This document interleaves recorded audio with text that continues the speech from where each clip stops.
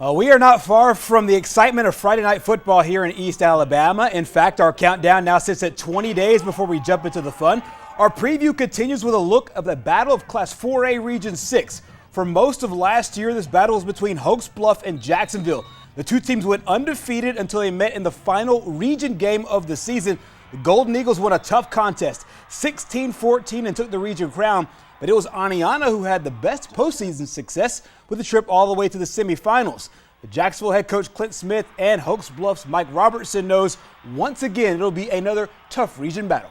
Looking at our region this year, it's kind of wide open really. I know we've got Hokes Bluff, who's got several key guys coming back, Aniana as well.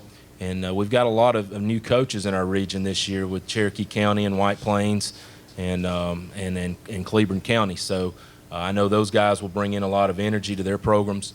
And I think it's wide open. You look at the schedule as a coach, you go, well, maybe there's a win, maybe there's a win, maybe there's a win. You look at our schedule, you go, I hope maybe that's a win, because they're from top to bottom, our region, there's, even the bottom teams, they play hard football.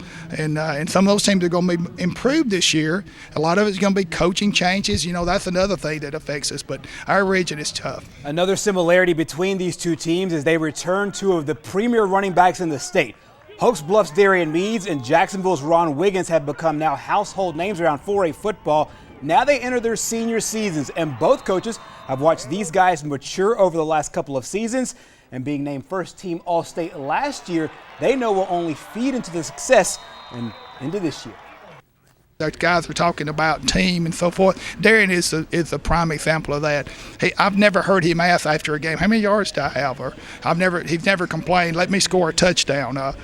It's just amazing, his demeanor. And, he's really a good person as much as he is a good player. And I'm very proud to say that. I expect him to come in and work hard like he does. And we've talked about it. It is going to be a little bit of a challenge, especially early, not having those experienced guys up front.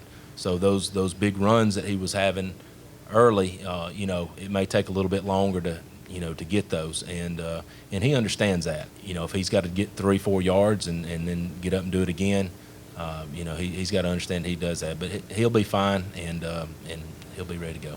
Should be another great battle for a Region 6, but the game between those two a long time from now, way in late October. As for the immediate future here in high school football, starting on Monday, everybody gets the helmets on, the shorts on. We'll start fall camp practices. Then that week 0 is when Jacksonville takes the field for the first time. They'll host J.B. Pennington on August 23rd. A week later, Hokes Bluff will play their rivals from Southside, in-county rivals between Southside and Hokes Bluff, a matchup we've been known to love at the beginning of every season. That game will take place on August 29th.